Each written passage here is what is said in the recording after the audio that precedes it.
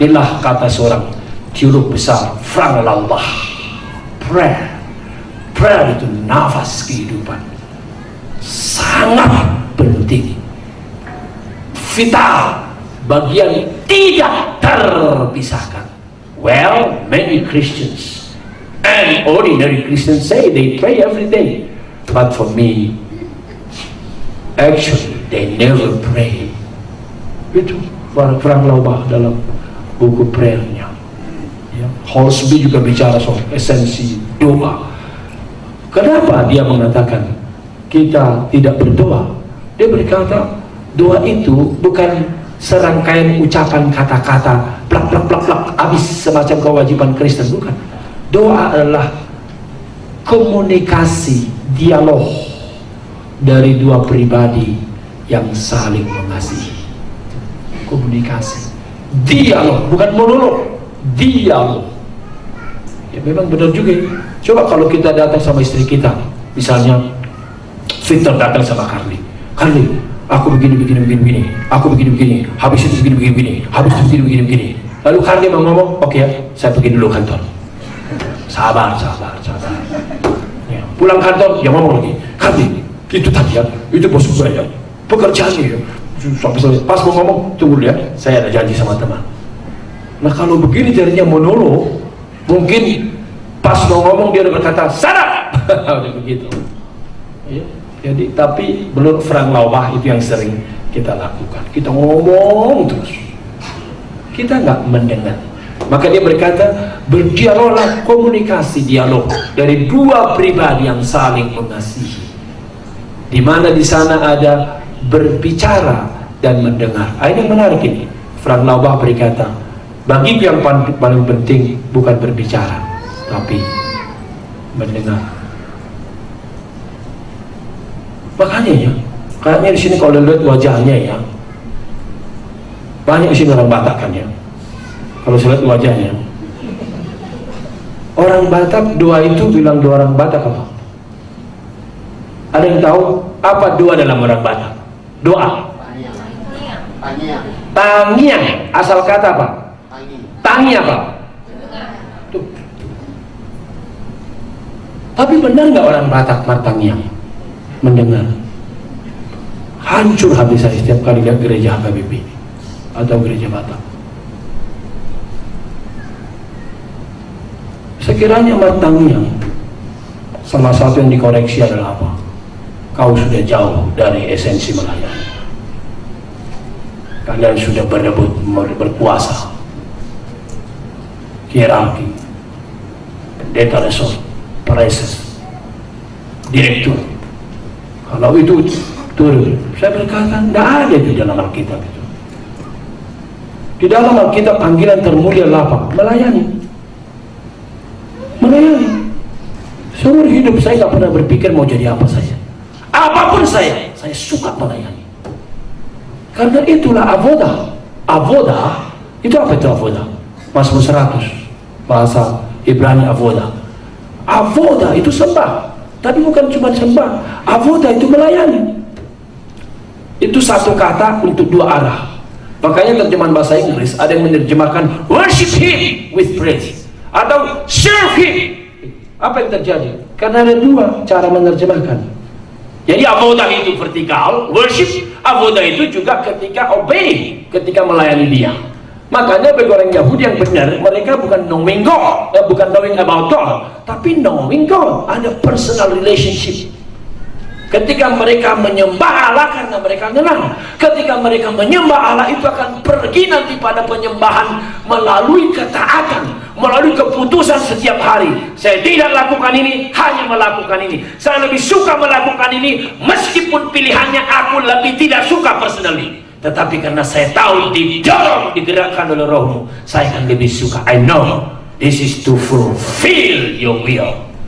Saya sangat suka lagu Tuhan, ku mau menyenangkan. Sering saya nangis menyanyikan itu.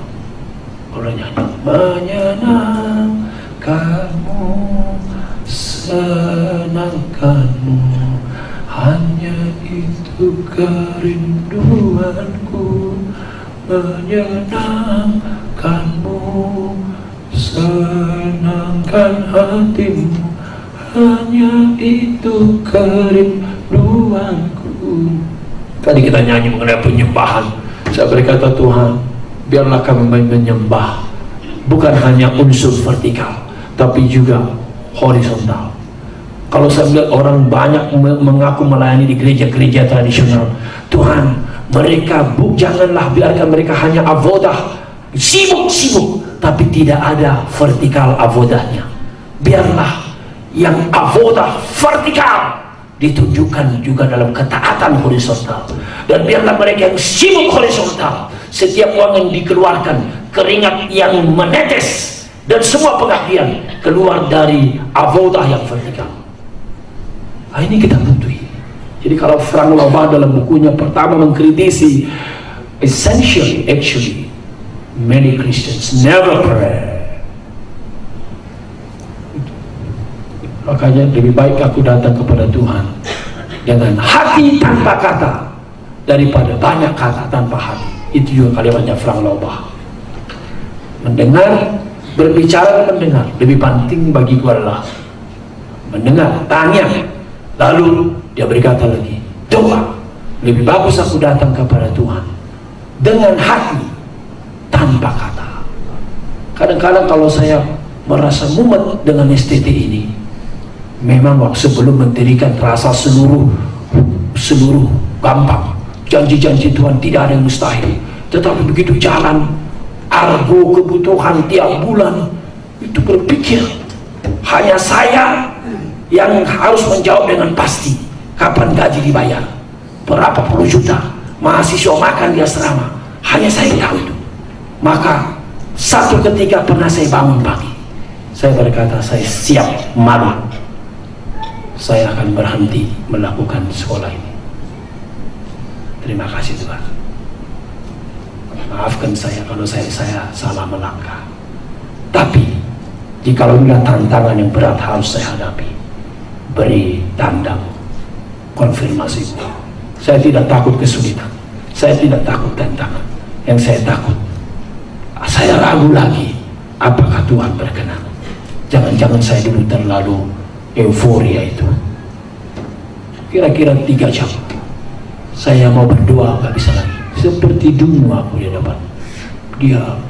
Mau berangkat dari tempat posisi sujud juga gak bisa, sujud terus. Saya pikir nggak ada yang tahu perkumpulan ini, istri pun nggak tahu, tapi saya siap Tuhan. Tapi saya bersyukur perlahan-lahan Tuhan teguhkan, Tuhan teguhkan, Tuhan teguhkan, Tuhan teguhkan, Tuhan teguhkan.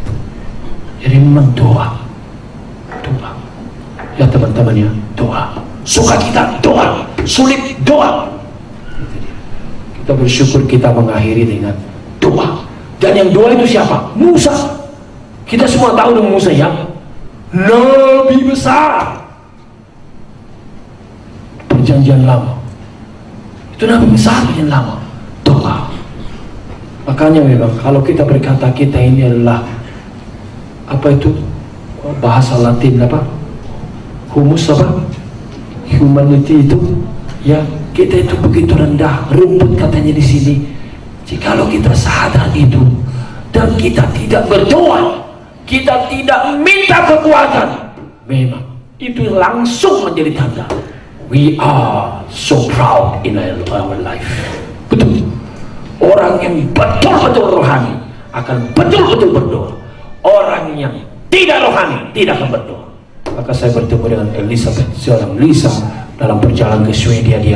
Kita ngomong terus. Lalu saya berkata, do you pray? No. Don't you believe God? No. Oh, fair enough. Can I know, please, the reason why you have a kind of belief? Oh, tolong kasih tahu saya. Well, I don't need God. I'm strong enough for this life. Itu dia tuh. I'm strong enough for this life. Jadi makin kita merasa I'm powerless, maka tiap pagi kita harus bersujud. Dan itu memang kalau kita baca di ayat yang ke-13, ya,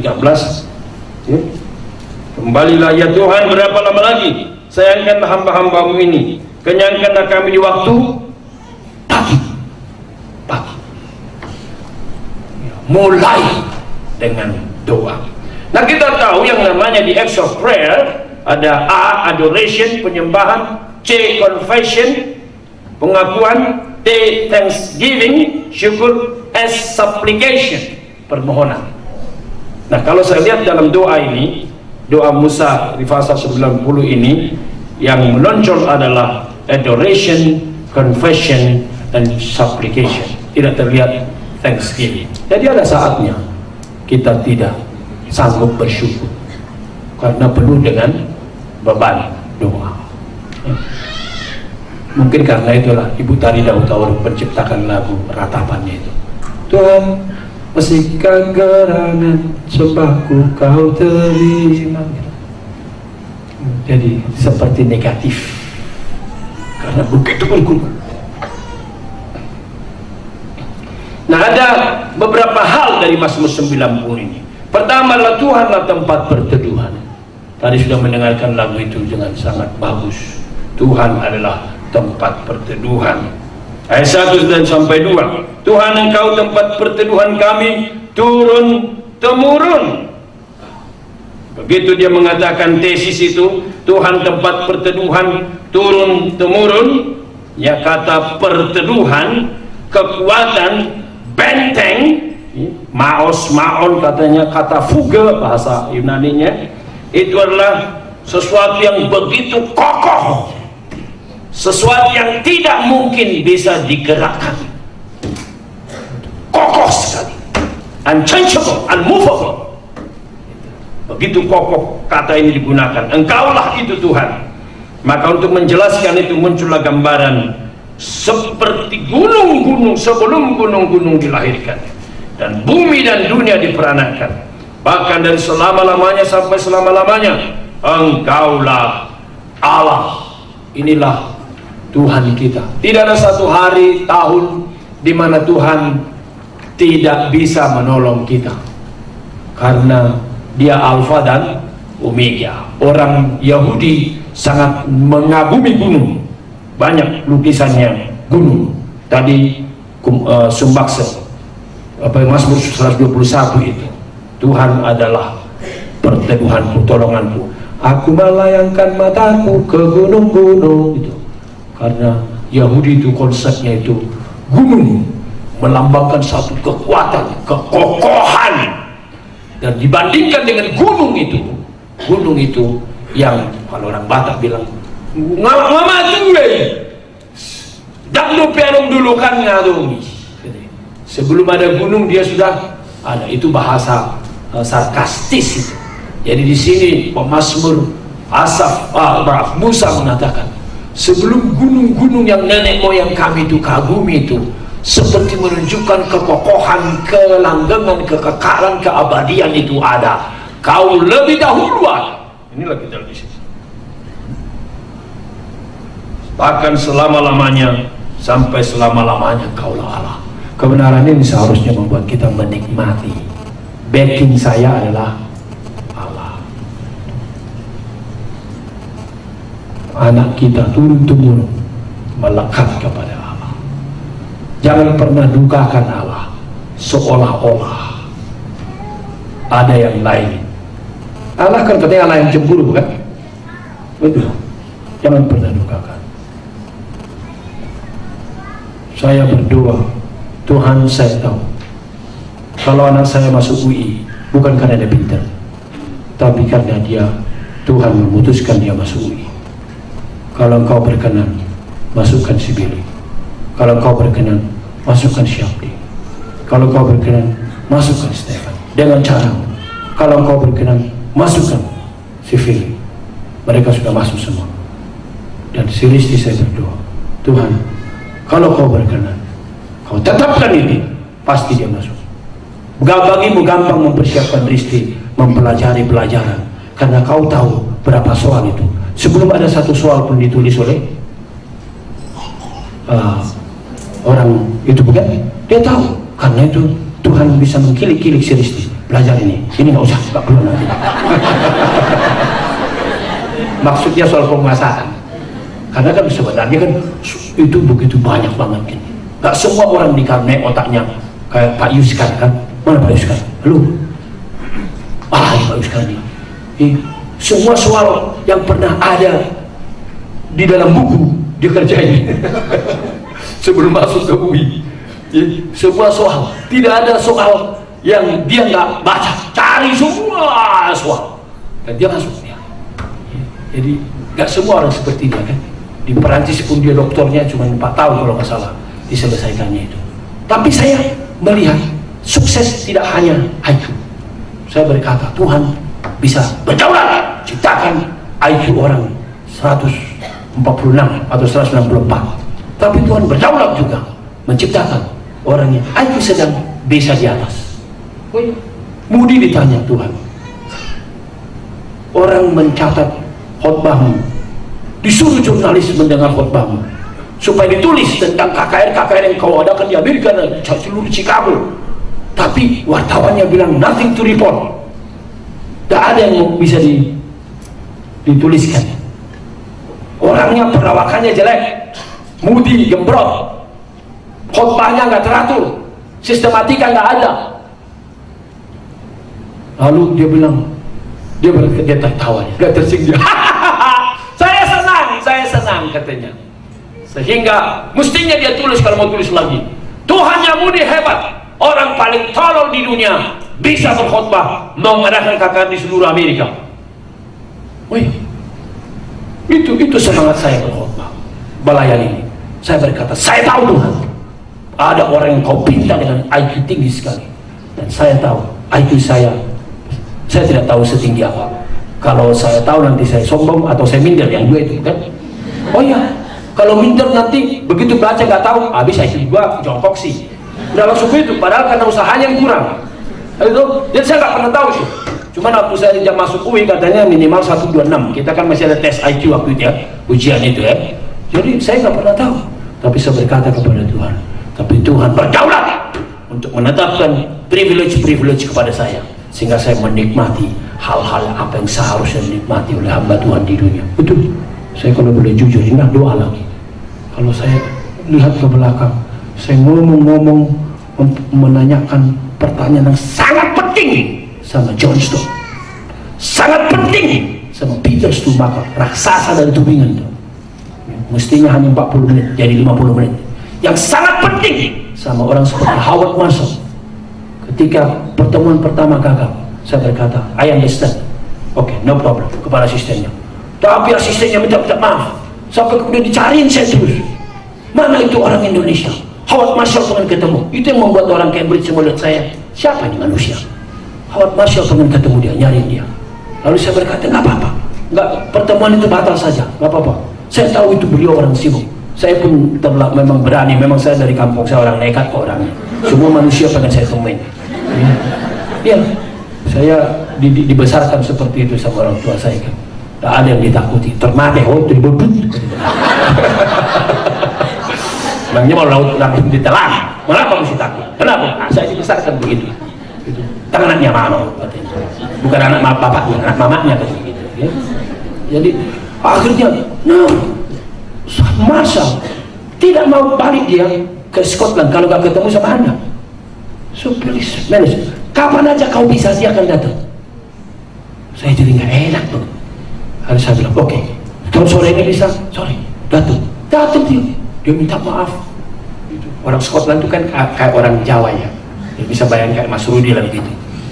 Wow. Kalau orang Jerman tuh kayak orang Batak. Jadi kalau nggak pernah lihat Peter Stumacher, lihat aja saya. Oh bisa begitu. Research di Cambridge, research di Pontifical Institution di Plico di Roma. Orang bilang, kok bisa? Iya. Tapi jangan lupa, itu semua hanya privilege. Otak tidak sehebat itu. Sekiranya saya otaknya mungkin kayak otaknya Pak Yuskar mungkin atau siapa kali ya, mungkin lebih banyak bisa saya dapatkan itu ilmu itu. Tapi karena ya tidak sekuat itu, saya melakukan yang terbaik. Saya cobalah. Gitu. Jadi memang kalau kita kembali, Tuhan tempat perhitunganku, sampai pakai lagi istilahnya adik saya Erik, sampai tubuh berkalang tanah, selalulah katakan, the Lord is my refuge, my maos, my maon, my katafuga, rock yang tidak bisa bergoncang. Amin. Jadi tidak ada masalah. Ya. Belum dapat jodoh, Tuhan perteduhan. Molo Tuhan perhatasan, pada kata naik konsal, saya saudui, saya saudui, saya saudui. Tuhan berdaulat, pasti terjadi. El Shaddai, Allah Maha Kuasa. Soal jodoh, asal memang Tuhan mau saya menikah dan saya tidak jual-jual mahal. Saya berkata kemarin yang foto jomblo, yang tertarik datang sama saya akan promosi tanpa sinamon. Soalnya banyak laki-laki langsung mundur teratur begitu tinggal sinamon. Sinamon dona hurang HP na Victor Sira. Yang kedua kita di sini apa? Di sini tema itu dimunculkan, kefanaan manusia dan kekekalan Allah.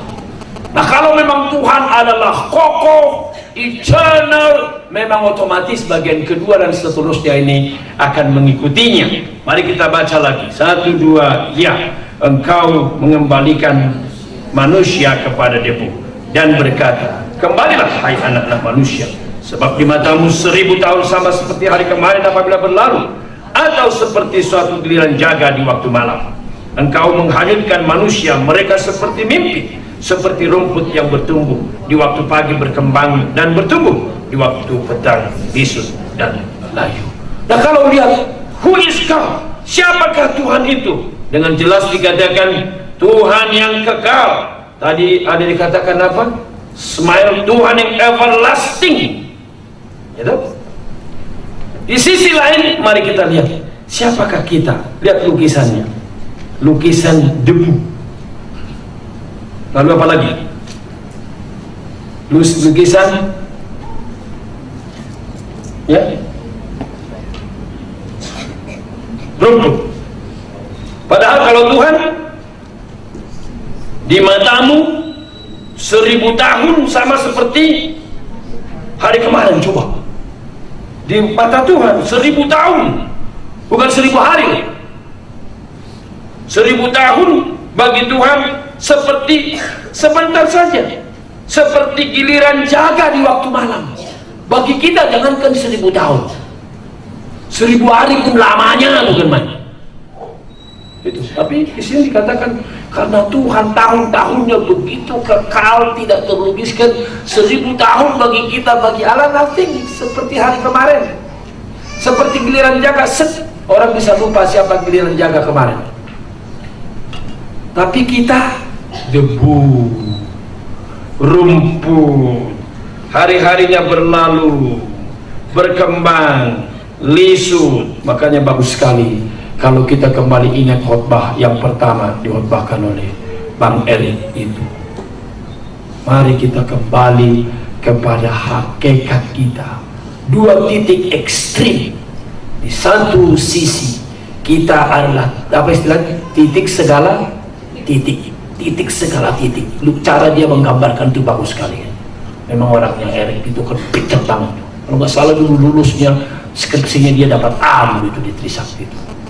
Makanya begitu masuk dia berkata, waktu saya pimpinan, saya senang sekali. Saya pikir, puji Tuhan, ada orang yang bisa.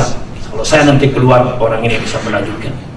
Makanya saya salah satu orang, waktu dia keluar, tidak ada sukacitanya saya. Tidak ada sukacita saya. Saya nggak pernah bilang saya mendukung. Oh iya, memang semua pekerjaan Tuhan di mana-mana ada. Tapi saya tidak terlalu melihat pekerjaan Tuhan di mana-mana. Di Perkantas yang mau saya lihat. Di Perkantas. Ya tapi kan masih bisa sekali setahun. Hah? Sekali setahun. Tuhan Yesus saja sekali setahun khotbah belum tentu berhasil. Ini kayak bahasa ekstrim bukan? Apalagi kamu sekali setahun. Tiap orang yang keluar tuh, yang saya rasa mestinya terus, saya nggak rela. Nah dia menggambarkan begitu rupa. Bumi sama galaksi seperti Jakarta sama apa nih? Titik ya. Lalu Jakarta dibandingkan saya, ya, Bagaimana itu katanya? Jadi dia titik lagi tuh, titik segala titik. Tapi di sisi lain Allah memahkotai, begitu mulia, begitu agung, begitu luar biasa. Makanya kita mesti dalam penginjilan itu kita harus mati-matian berdoa. Jangan pikirkan dulu doktrin predestinasi. Seakan-akan segala sesuatu ada padamu. Saya mau meminjam di sini pemikiran Moody dalam hal ini. Rambut orang persembahkan kepada Allah. That is the only way they become meaningful before God. Habis itu hidup mereka sia-sia. Tanyanya kita kan banyak bilang begitu. Apa artinya hidup ini tanpa Yesus kau miliki? Apa artinya kekayaan ini tanpa Yesus kau miliki? Bila nanti tiba saatnya kita dipanggil olehnya, maka semua yang kita miliki tidak berarti lagi, debu. Saya bersyukur melihat banyak orang kaya mati. Salah satu yang Tuhan sangat berbicara kepada saya adalah seorang presiden GM Samudra Indonesia yang sudah puluhan tahun di Singapura, dan itu Tuhan pakai menjadi salah satu sahabat saya selama studi di sana. Masih muda sekali, pulang main golf. Bukan pulang dong ya, bukan pulang main golf mati. Waktu main golf mati, gitu. Tanggal 31 Desember. Wah, kaget.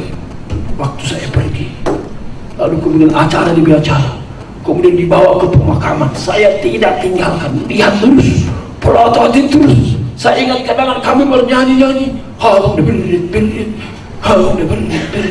Satabi lalu kalau udah stres rupanya dia dipanggilnya lah kami para pendeta nyanyi di kondominium dia yang sangat megah itu di waktu malam bulan purnama gitu.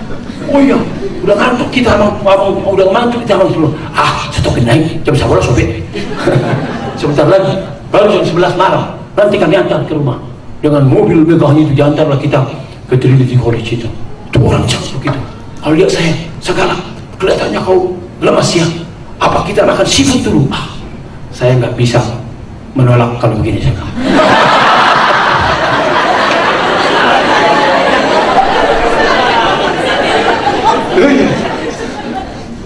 Yang tahu East Coast, Bang Peter, gila. Kita lihat sendiri binatang itu kita terekam. Karena kita tinggal pilih kan. Ini. Mana yang gerakannya kita mau habisi. Suka-sukanya. Dan kalau dia mentraktir kita, tidak pernah pikir uang, karena memang nggak ada artinya uang bagi dia kalau begitu pengeluaran. Di sini ada babi segala yang sangat enak, kayak kerupuk, belum pernah kau makan kurasa katanya. Oh, saya sering makan babi, tapi yang itu belum pernah. Itu hanya ada 30. Dan itu jamnya mesti jelas, nggak tahu apakah ada jimatnya sebelum dan sesudah itu nggak ada, hanya 30. Nah saya udah pesan, sediakan waktu. Ini pun nggak bisa saya tolak. Kita begitu, begitulah orangnya, baiknya itu orang. Tapi ketika dia meninggal tuh hati saya, setelah orang udah pada pulang, saya lihat udah menyatu dengan tanah, habis. GM dilupakan, habis perlahan-lahan. Waktu adik sayang saya Amin Chung meninggal dunia, saya nangis terus-menerus. Siangnya saya lagi disuruh Pak Tong berdoa waktu itu. Saya mikir, Tuhan, saya udah dari kemarin saya nggak bisa. Apa itu? Kok saya lihat ini orang masih muda, kenikmatan selama di Singapura. Aku abangnya dia dijadikannya, istriku mamanya dia. Kok, oh Tuhan, saya tahu kekekalan ini. Seorang Yesus. Tahu apa? Perlahan-lahan Amin Chung hanya ada di memori, dan sesudah itu pun terhilang dari memori. Itulah. Makanya memang Lloyd Tripp punya kalimat saya suka banget. Saya baru sadar paruhan tahun kedua ini, semua titipan yang Allah berikan kepada saya adalah sementara untuk saya gunakan menggenapi seluruh isi hati Allah. Tidak semua orang yang dikaruniai kemampuan berkhotbah seperti si Eric. tapi dia harus menggenapi kehendak Allah. Beda Erik, beda Daniel, sama-sama adik yang dua ini. Daniel Adi Pranata memiliki hal yang lain lagi, tetapi titipan bagaimana bisa digenapi Tuhan, maksimumkan sampai kepada ultimate, dan saya bisa memuaskan hatimu selama saya di dunia ini. Inilah doa kita. Makanya dikatakan sombong, iya ya, saya pun sombong, makanya saya suka ayat ini. Kalau kalian lihat situs saya, kan itu lagu yang saya angkat adalah siap Tuhan Yesus ku sadarku lemah, siapakah diri hamba, dan seterusnya. Nah, inilah kefanaan manusia digambarkan, ya. Lalu kemudian kita melihat yang ketiga di sini. Nah, ini masuk kepada kefanaan itu akibatnya apa? Dosa. Dosa. Dan kalau kita bicara dengan dosa, saudara-saudaraku sekalian, mari kita hayati. Allah seriuskah terhadap dosa? Sangat serius.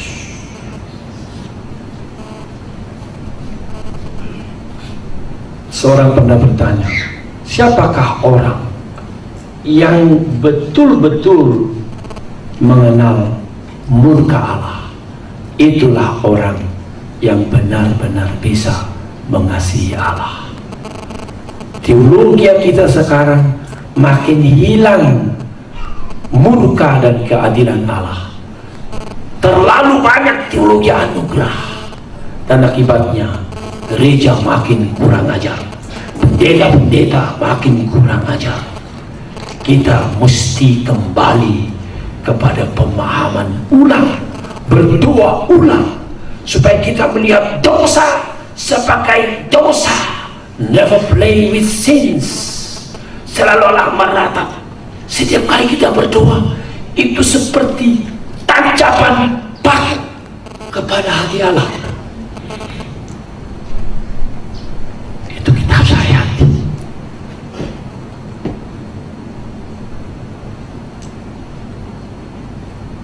Kadang-kadang saya pikir, kenapa ini istri bisa begitu hancur sama suaminya? Kenapa ini suami bisa begitu hancur sama istri? Itu saya tidak tahu. Itu mungkin kata yang lalu kali ya, kata yang lalu atau dua yang lalu itu, ada suami istri datang untuk dilayani, istrinya terus murah-murah, suaminya santai aja. Kalau mati saya udah mati rasa ini Tuhan. Tapi Tuhan, rambut ini kesempatan Tuhan. Dia sudah datang kepada saya, tidak boleh sia-sia. Tuhan, saya berdoa terus. Istrinya menangis, anaknya datang disuruhnya keluar dulu sama mbaknya itu. Lalu saya tanya dia, apa yang terjadi denganmu? Biasa aja. Terus datang dia, itulah amal. Beginilah terus, anggap remeh. Akhirnya apa? Saya nggak mau lagi diskusi. Saya langsung berdiri, saya pegang tangannya, saya nangis-nangis di hadapan dia. Tuhan Yesus, terima kasih orang ini datang kepada saya. Tuhan, sudah hancur keluarga ini. Setan sedang menikmati keluarga ini. Anaknya akan hancur lebur berantakan. Tuhan, tolong tunjukkan kuasa-Mu yang ajaib. Setelah berdoa dan berdoa, akhirnya orang itu berkata, saya tanya, boleh tahu nggak sih apa yang membuat kau seperti ini?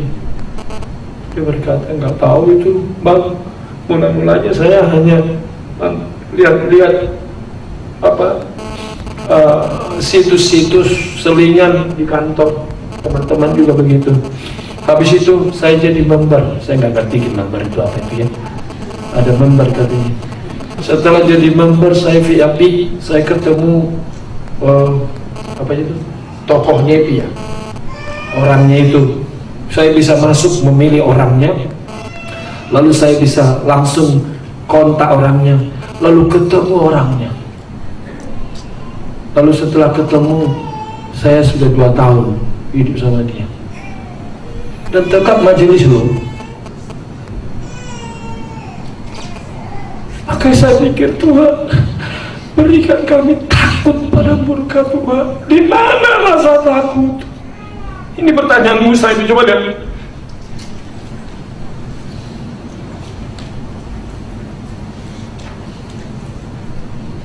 Kita baca 11, 1, 2, 3. Ya, siapakah yang mengenal kekuatan murkamu dan takut kepada gemas? Kita bisa tangkap enggak? Kenapa ada ayat seperti ini?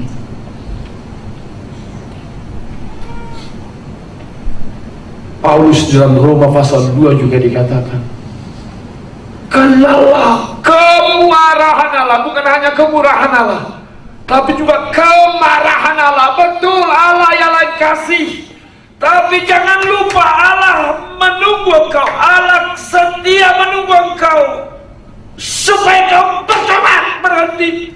Tetapi kalau tidak bertobat, Paulus berkata, kau sedang menimbun perlahan-lahan, tidak sensitif, akhirnya mati. Begitu mati, kau menjadi makanan empuk daripada si setan itu. Yang dulu kamu anggap serius, sekarang jadi permainan. Saya suka sekali Bang Erik membahas berjalan, berdiri, dan duduk. Memang menggambarkan intimasi dengan dosa, kedekatan. Daltul pernah ngomong sama saya, Bang, abang terlalu kuat. Apa istilah Bang Daltul ya? Penjaganya terlalu defensif, kata gitu. Kita lagi ngobrol-ngobrol begini dong, jangan terlalu cepat-cepat pulang. Saya bilang, ya pulanglah, kan udah dari tadi kita ngomong. Saya bilang begitu. Tapi saya pikir yang memang defensif pun masih kadang-kadang kepikiran enggak. Apalagi tidak terlalu defensif. Itu dia. Saya sangat mengerti, mencoba dari pergumulan ini. Sebenarnya alumni yang jatuh dalam dosa belum tentu karena mau. Saya ditelepon sama seorang perempuan, nangis. Saya jadi wanita simpanan sekarang. Tapi doakan saya, Bang. Saya mau kembali tapi nggak bisa. Sama pria, saya sekarang lagi di Jawa, saya nggak sebut di mana. Nangis. Saya sekarang lagi berkubang dosa ini, Bang. Saya tahu siapa kamu, udah. Tapi kau pasti kenal saya, buktinya kau panggil saya Abang. Iya, saya kenal Abang. Tolong doakan saya, Bang. Tapi namamu siapa? Bagaimana saya tahu? Makanya saya kadang-kadang dalam doa saya, Tuhan, tolong mereka alumni. Mungkin sudah terlalu capek mereka, terlalu lelah dengan perjuangan. Tuntutan bos, tuntutan teman, tuntutan dari bawah, masalah lalu lintas, semua menggerogoti mereka. Akhirnya habislah. Dosa. Lalu kemudian kita lihat di sini bagaimana tadi mengatakan mesti mengenal konsep dosa. Sama banyak orang, tokoh-tokoh gereja seperti Martin Luther, Bonhoeffer, mereka orang-orang berkata, mari belajar mengenal kemarahan Allah. Mari serius terhadap dosa-dosa kita. Bonhoeffer berkata, no cheap grace. Tidak ada anugerah murahan, maka engkau bisa selamat. Itu Yesus harus menaiki bukit Golgota, Via Dolorosa.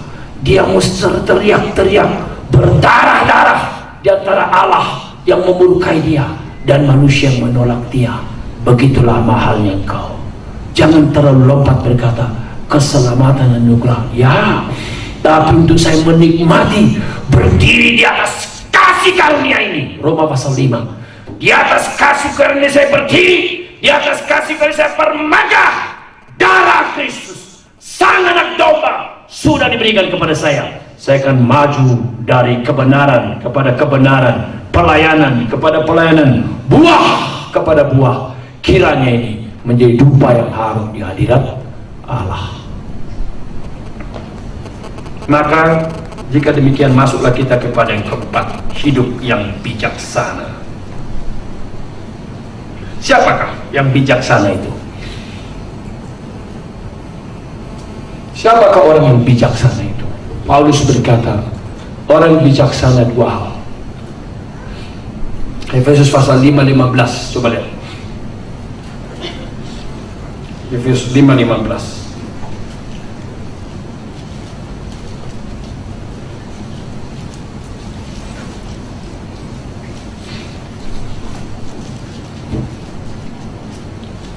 Mari kita baca ya, 15. 1-2 ya. Karena itu perhatikanlah dengan saksama, ya, perhatikan dengan saksama bagaimana kamu hidup. Jangan seperti orang bebal, tetapi sebagai orang bijaksana. Itu bahasanya bijaksana aja. Sofia itu bijaksana. Dan ya, 1-2 ya. Dan pergunakanlah waktu yang ada, karena kali ini adalah jahat.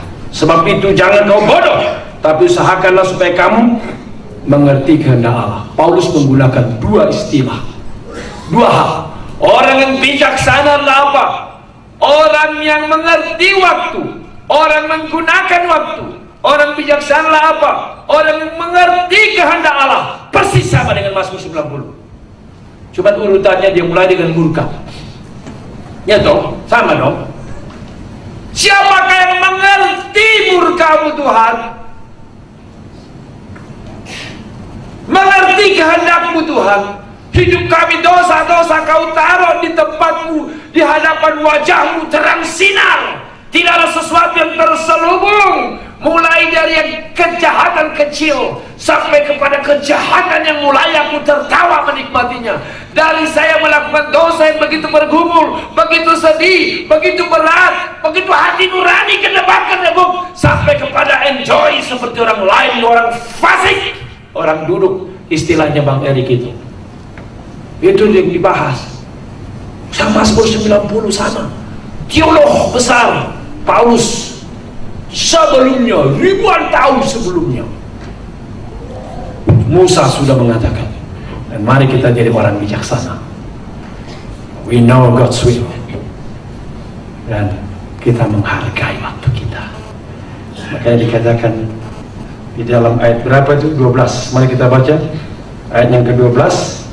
Ajarlah kami menghitung hari-hari kami, sehingga kami beroleh hati yang bijaksana. Bijaksana. Saya tidak tahu apakah Musa melihat orang-orang tua macam saya juga. Abang saya yang sangat saya cintai kaku.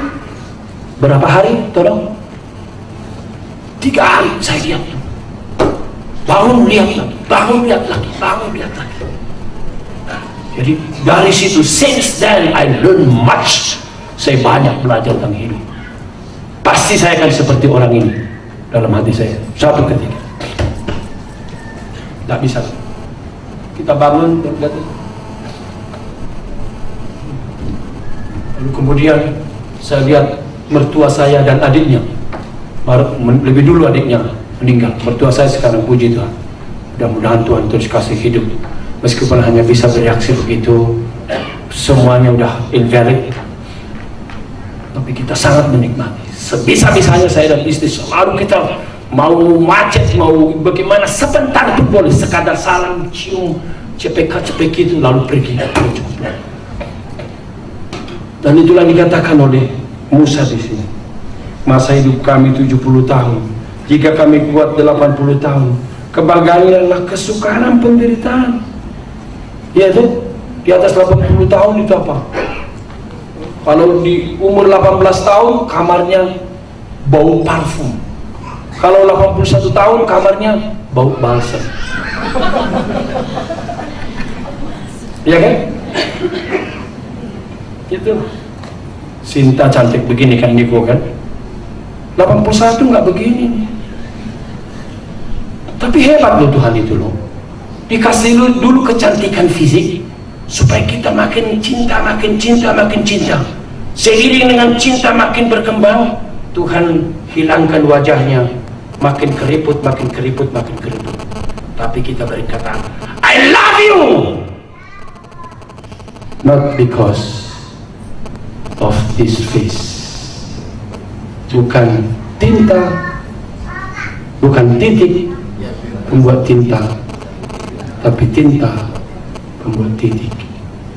Bukan karena kau cantik membuat saya cinta, tapi karena saya cinta membuat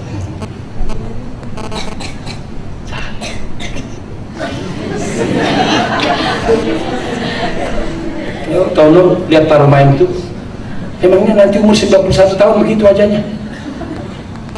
Kayak opung baru tanggap juga. Itu bagian-bagian yang sangat sensitif, yang bagus untuk suami istri sekarang umur 91 tahun, nggak ada bagusnya itu. Ngerti maksud saya? Kalau ngerti bagus, nggak ngerti nggak apa-apa. Waktu di pasutri kan saya bahas itu kan. Makanya saya bilang selama bisa dirawat, rawat. Selama bisa nikmati. Masih ingat itu? Di pasutri saya katakan, nanti umur 91, bagaimana kau rawat? Tidak bisa terawat lagi. Oh iya, saya kalau dulu karena cinta sama istri, saya sendiri cari barang-barang tertentu untuk istri saya. Saya cari supaya istri saya tetap bagus. Lo orang kalau jual itu dia kaget lihat saya. What are you looking for? Katanya. Ini perempuan punya tempat, ya saya mau cari ini. You know this, of course. Jangan gitu loh. You must love your wife. Certainly. Saya bilang gitu. Tapi 60, 70, 80,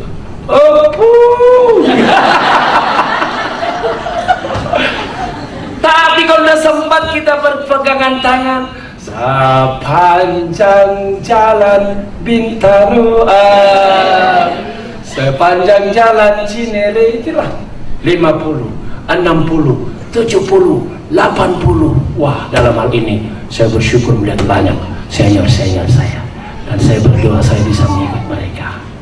Alan Cole, setiap sore kalau kami lihat jalan bersama istrinya, Profesor Alan Cole di Trinity College, ahli perjanjian lama, umur waktu itu sekitar hampir 70. Setiap kali jalan mereka berpegangan tangan. Makanya kau lihat begitu, kok bisa suami istri bermasalah? Karena apa? Kita izinkan dosa masuk. Ketika dosa yang jahat masuk, dua-duanya dia menghancurkan. Saya suka sekali tadi ada apa itu kesaksian itu. Ingat, salah satu yang berdoa untuk keluarga kalian, kami terus berdoa. Tuhan suami istri, pasangan suami istri. Ada orang menikah meskipun nggak datang, berdoa Tuhan berkati keluarga baru melalui dia demonstrasikan kuasa. Saya sudah belajar, saya sudah riset.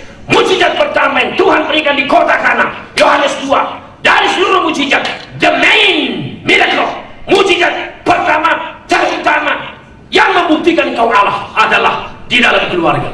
Konteks suami istri, buktikan engkau Allah. Banyak keluarga yang merasa air pahit, biarlah Tuhan bikin anggur manis. Ketika saya dengar Bang Tuhu begitu peduli kepada istrinya, Bang, doakan ini Bang, pasti saya doakan, tenang, saya doakan.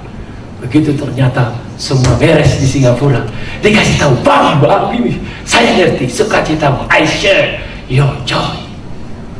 Inilah kita. Jangan biarkan perasaanmu sampai nggak ada sama istrimu, dan sebaliknya, biar terus dinamika itu. Wah, luar biasa. Sama anak juga begitu. Umur kami akan berlalu. Itulah kefanaan kita. Karena itu dia berkata, maka dihitunglah hari-hari supaya bijaksana. Kalau kita mengenal Allah, apa kehendak Allah suami istri? Suami, kasih istrimu. Maka saya terus berdoa, ilhami saya bagaimana mengasihi istri saya. Tidak mudah memang, tidak mudah. Tapi Tuhan memerintahkan, hai istri, tunduk kepada suamimu. Maka semua istri berdoa, Tuhan, meski sulit, tolong saya tetap tunduk. Tuhan, aku tidak menikah sama pria sana yang saya kagum, tapi apa yang Tuhan kasih depanku, saya akan nikmati. Saya pasti bahagia bersama suami ini. Puji Tuhan. Ini yang saya lihat dalam banyak keluarga bahagia. Marriage is a commitment of life. Saya komit dengan kamu seumur hidup. Biar katanya gendut sekitar perut, makin gendut, makin senang saya sama perutnya ini. Ku belai-belai ini, tidak ku maki-maki. Ya, ada istriku dulu langsing sekali. Sekarang sudah langsung katanya. Saya berkata, itu cara pandang yang berbeda.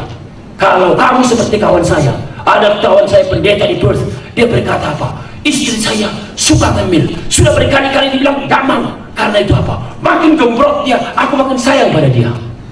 Oh, dia bilang gitu. Makin gembrot, makin sayang. Ini mungkin berhubungan dengan doanya Bonhoeffer. Bonhoeffer pernah berdoa, Tuhan beri aku kemampuan merubah yang bisa kurubah. Kedua, menerima yang tidak bisa kurubah. Kalau masih bisa dirubah, rubah. Tidak bisa dirubah, terima. Dan yang ketiga, berikan aku kemampuan membedakan keduanya. Mana yang bisa dirubah, rubah dengan anugerah Tuhan. Mana yang tidak bisa lagi dirubah, dia tidur morok, udah susah dirubah. Berdoa aja, bersyukur. Tuhan, bikinlah kami sama-sama ngorok. Saling menikmati kan? Kan jadi asik kan? Asik kita. Mana yang bisa dirubah, mana tidak bisa dirubah, berikan aku kemampuan membedakan. Nah, rupanya teman saya pendeta ini melihat istri memang suka makan. Kalau tidak makan dia stres. Berarti seiring dengan suka makan, maka dia akan gembrot terus. Maka apa? Tidak bisa berubah. Berikan saya kemampuan menerima. Maka dia bilang berkata, istri saya makin gemuk, makin gendut, aku makin sayang loh bang. Saya tanya istrinya, ya bu, makin gemuk begini gimana? Ya itu nggak apa-apa tuh bagi saya tuh, karena itu suami saya itu makin dipeluk saya. Katanya tangan yang gede itu makin pas. Kalau saya dulu kecil katanya lewat tangannya. Terus, luar biasa ya. Itu hikmat dari mana itu ya?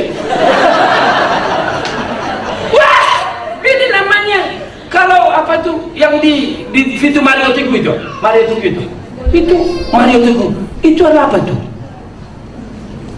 Cara melihat kan? Cara melihat. Coba mulai sekarang kita melihat hidup ini lain dari yang lain. Hidup istri, hidup suami, hidup kita juga. Karena itu plan your life. Rencanakan. Ajar menghitung hari-hari. Wah, luar biasa. Ada orang yang suka bikin rencana harian ya. Saya diajar Kak Sakius, itu pembina saya. Bikin rencana harian, rencana mingguan, rencana bulanan, rencana tahunan, rencana 5 tahunan. Saya tidak tahu sekarang masih ada nggak program itu di kampus. Kami dulu itu selalu itu wajib, itu selalu strategi for life, strategi of living, Christian strategi gitu loh. Gitu. Jadi rencana 5 tahun pindahkan ke 1 tahun, dilatih terus tuh. Bagaimana menulis prioritas program dan seterusnya. Lalu 1 tahun ke bulanan, bulanan ke mingguan, mingguan ke harian. Kayaknya Pak Yus sekarang masih ikut tuh ya. Masih ikut ya? Nah, Pak Yus itu sangat menolong ya, sangat menolong. Nah, rencanakanlah. Sesudah rencanakan, maka yang kelima, terakhir, mohonlah berkat daripadanya tiap-tiap hari. Tiap-tiap hari. Indah sekali berkatnya ini. Coba kita perhatikan. Beginilah doa kita tiap hari. Ayat 13 kita baca, kembalilah ya Tuhan, berapa lama lagi, dan sayangilah hambamu. Ini soalnya agak lucu ya. Mestinya yang kembali itu siapa? Ya kita. Itu. Tapi seringkali kalau tidak ada masalah dari kita, kita seperti membuat Tuhan bermasalah. Betul? Tapi kalau nggak banyak masalah dari kita, akan langsung itu yang dominan. Nah, kelihatannya dalam pergumulan doanya, sepertinya dia berkata hal seperti ini, dari diriku sudah beres Tuhan, saya coba, I have done my best yang bisa, sekarang aku mohon rahmat itu Tuhan, kembalilah. Seolah-olah dia berkata, bertobatlah Tuhan, saya mau menikmati rahmatmu kembali. Nah, lihat ini, ada beberapa hal yang didoakan di sini. Pertama, kenyangkanlah kami di waktu pagi dengan kasih setiamu. Kenyangkan kami di waktu pagi dengan kasih setiamu. Ingat jadinya pentingnya Sabtu dulu. Iya. Charles Spurgeon berkata,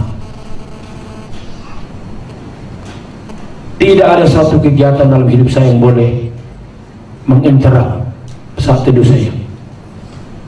Kita bisa gitu nggak ya? Sobat saya di Pos Marbun, yang sudah pensiun 2 tahun lalu, 2 tahun ya Maya pensiunnya, tapi masih dipakai dia.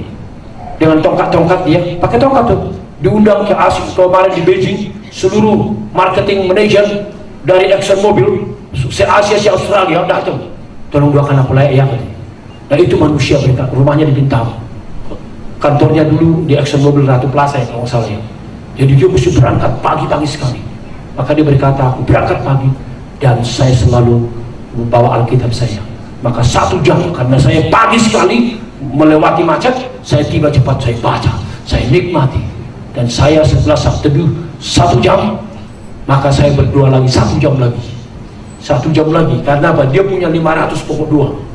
500. Lain salah satu dalam pokok doa. Dan saya yakin akan banyak orang terpukau lihat hidupnya.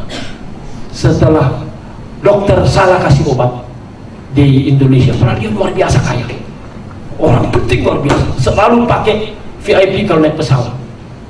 Itu akibatnya ini kaki depan di dalamnya apa? Busuk. Nah, karena busuk itu dia berkata tidak bisa diobati seumur hidup. Sudah di Singapura dokter terbaiknya. Maka dia berkata apa? Saya ngomong lain sama kaki saya.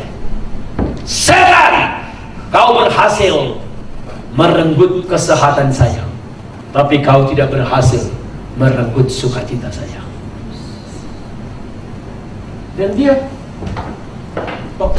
masih ingat ya Martine, waktu dia mau bersaksi pakai tongkat dulu dia di KBD kita, tongkat. Habis itu dia bisa lepas, kita berdiri, lalu dia ngomong. Dan ini bukan hanya di hadapan ini, itu kemarin sama. Terus 2 BBM-nya salah satu adalah profile pic-nya dia duduk dengan keretanya senyum sekali. Saya bilang, kakak bilang, istri saya bilang, ini bagus nih, boleh nggak kita ambil nih? Saya tanya, boleh nggak saya ambil? Boleh. Lalu saya, yang friend saya di Facebook nanti lihat dia duduk di kursi rodanya dengan sukacita. Dan kemudian apa? Tapi jadi lucu loh katanya. Waktu saya duduk di kursi roda turun dari pesawat, ada orang lihat saya kasihan. Tetapi apa? Begitu keluar lewat dari sedikit imigrasi itu, langsung saya disambut oleh orang penting. Mereka lihatin saya, siapa ini Pak kursi roda. Lalu baby Benz, Mercedes Benz terbaru. Kemudian ada 3 orang menyambut saya. Begitu masuk hotel termegah, tidak perlu check-in, langsung saya masuk kamar. Loh, saya belum check-in. Semua kami kerjakan padamu. Apakah semua tamu kalian? Tidak. Biasanya di kamar, dari 7.000 kamar hotel, paling banyak 10 orang begini kami lakukan.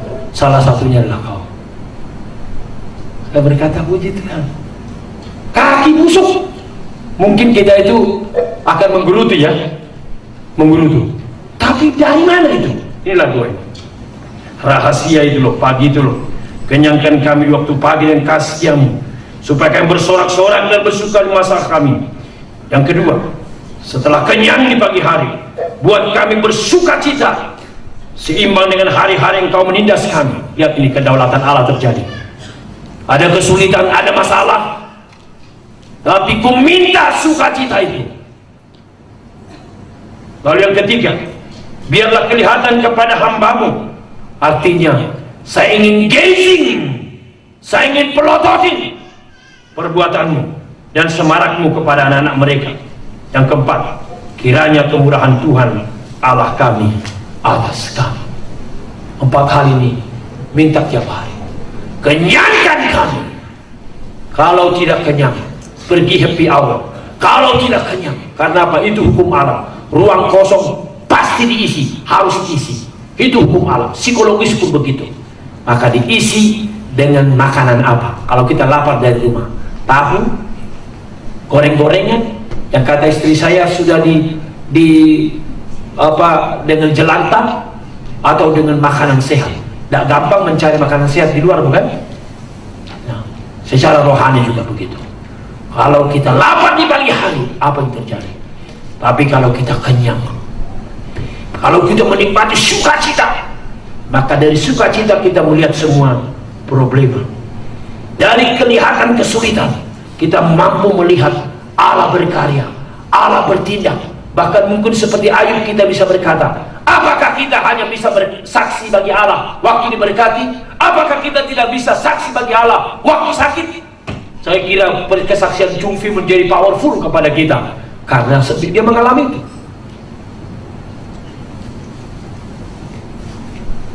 Dan yang terakhir tadi, biarlah kemurahan Tuhan atas kami. Teguhkanlah perbuatan kami, ya teguhkanlah kami. Kami fana Tuhan, ya, tetapi Kau Allah yang kekal, di dalam Allah yang kekal. Biarlah apa yang dikerjakan hamba-Mu, yang debu ini, yang rumput ini, bisa tetap halus. Salah satu hamba Tuhan yang saya suka adalah Stanley Brown. Saya melihat dia dalam konferensi medis internasional. Orangnya waktu masih kira-kira 5 tahun sebelum meninggal, saya hadir dalam sesinya. Dia berkata, memang hidup saya beginilah, I commit myself to Him. Sekiranya Tuhan memberikan saya 100 kali hidup, saya akan melakukan I will do the same. Lahir hidup mati, lahir hidup mati, lahir 100 kali saya melakukan sama, yaitu the best for God. Maka dia berkata apa? Utamakan Tuhan seumur hidup dan kamu tidak pernah menyesal. Make Him priority in your life and you will never regret. Tidak akan pernah menyesal.